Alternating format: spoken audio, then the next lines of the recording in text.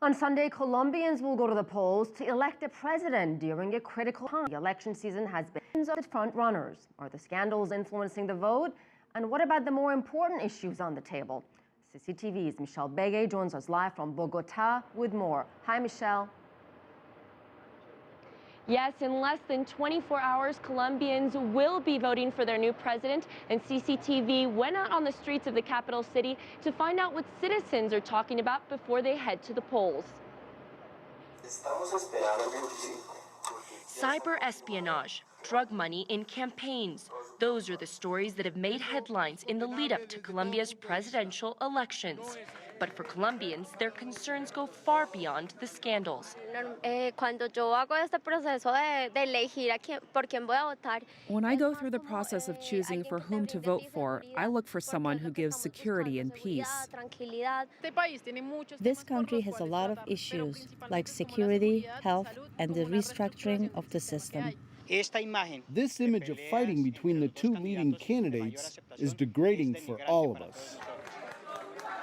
In the final weeks ahead of the election, some have described the campaigning as dirty.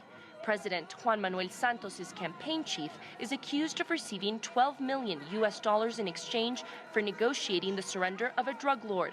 His top contender, Oscar Iván Zuluaga, has had his own share of problems.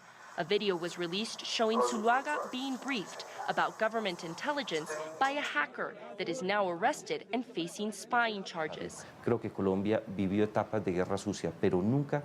has lived dirty wars, but never so clearly defined, and never with the perpetrators and victims so obviously outlined in a dirty war. Political analysts say behind the scandal is a fight between Santos and Zuluaga's mentor, former President Álvaro Uribe. Although Santos and Uribe were once allies, the president's decision to break with Uribe's policies once he was elected brought on a public feud. Now, Uribe leads the opposition to Santos's peace talks in Havana with FARC rebels. While this may be a critical moment to end 50 years of armed conflict, some political analysts say it will not be the most important issue when citizens head to the polls. The issue of the peace process by Juan Manuel Santos does not have the political relevancy in this country as it does internationally. The real topic is, do I agree with the return of Álvaro Uribe's policies?